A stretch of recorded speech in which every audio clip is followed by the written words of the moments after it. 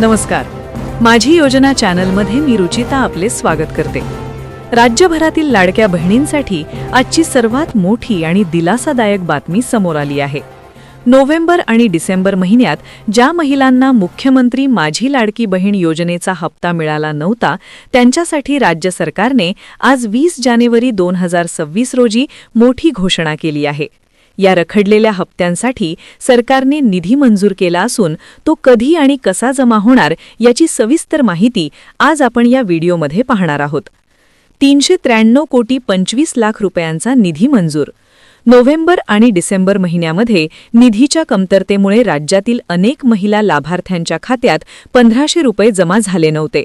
यामुळे अनेक ठिकाणी तहसील कार्यालयांवर महिलांनी गर्दी केली होती, तर काही ठिकाणी रस्ता रोकोसारखे आंदोलनेही झाली होती.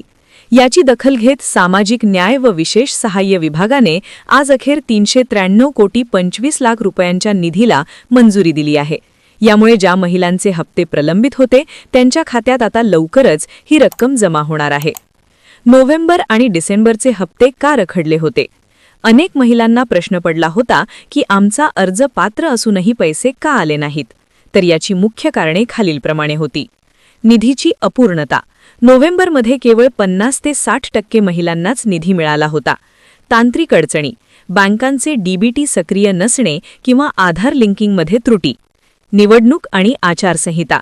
मध्यंतरीच्या काळात आचारसंहितेमुळे निधी वितरणात काही तांत्रिक अडथळे आले होते. हप्ता आला नसेल तर आता हे काम नक्की करा. जर या नवीन निधीनंतरही तुमच्या खात्यात पैसे जमा झाले नाहीत तर सरकारने पोर्टलवर तक्रार करण्याची सोय उपलब्ध करून दिली आहे. तक्रार कशी नोंदवायची? 1. मुख्यमंत्री माझी लाडकी बहीण योजनेच्या अधिकृत पोर्टलवर जा आणि तुमच्या मोबाईल नंबरने लॉग इन करा. 2. मेनूमध्ये तुम्हाला तक्रार ही नवीन ऑप्शन दिसेल. तिथे 2 प्रकारचे पर्याय आहेत. 1. स्वतःची तक्रार. जर तुमचा हप्ता बंद झाला असेल, आधार चुकीचा असेल किंवा अर्ज पात्र असूनही पैसे येत नसतील. 2. इतर तक्रार.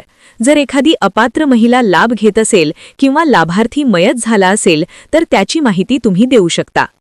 तुमची तक्रार नोंदवल्यानंतर तुम्हाला एक टोकन नंबर मिळेल, ज्याद्वारे तुम्ही पाठपुरावा करू शकता. लाडकी बहीण योजना 2026 नवीन पात्रता आणि अटी.